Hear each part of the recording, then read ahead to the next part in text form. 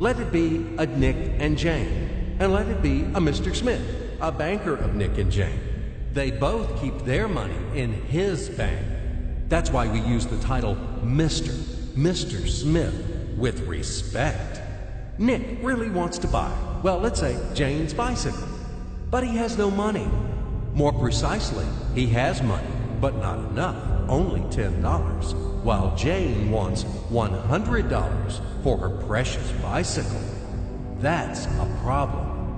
What should Nick do? Well, this bicycle is so desirable. He gives Jane his $10 as a deposit and asks plaintively not to sell the bike to anyone. He says that he will bring the rest of the money soon.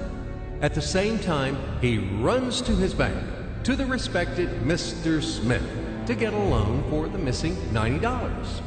As ill luck, Mr. Smith has no money at this moment, but he knows perfectly about $10, which Nick gave to Jane. And where will Jane bring his money to? That's right. She will put these $10 in her lovely bank to the same Mr. Smith. Therefore, Mr. Smith asks Nick to come back tomorrow in the hope that tomorrow he will get these $10. And everything happens this way. The next day, Jane brings $10 to the bank. The bank provides Nick these $10 on credit. Nick immediately gives them to Jane. She again puts them in a bank. The bank again provides Nick these $10 on credit, etc. As long as Nick the fool will gather enough money for the bicycle. Don't you get confused yet? Be patient, I told you. These demons have been trying to confuse you during 1,000 years. These damn economists and financiers. But anyway, we will figure everything out. So what do we have in the end? Nick finally got the bike from Jane. Wow! But at the same time, Nick owes $90 to the bank, Mr. Smith.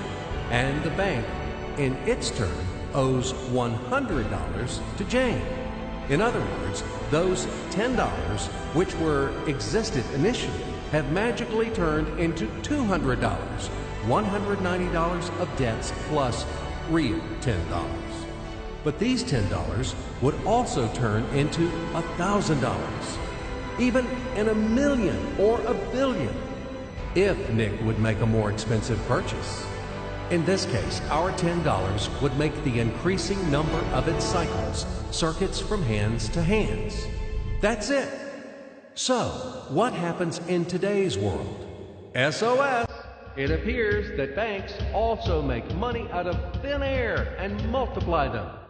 Not only Fed can produce money, but banks either. In short, everybody can do this, except you and me. We are not in the business at this celebration of life.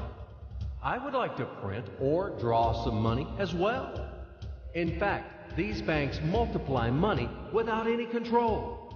And we're still wondering why the banker lives better. What are naive fools are we? Now it is clear why.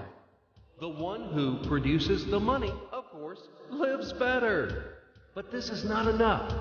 From this moment, poor Nick will never be able to repay his debts owed to the bank, no matter how hard he would work. Silly Nick doesn't know it yet, that he's in slavery to the bank, in credit bondage forever, because those $90, which he owes to Mr. Smith, do not exist in nature at all. Sly Mr. Smith made his money out of nothing. He created them out of thin air, just one click. And $10 turned into $200. Yes, but you can object reasonably.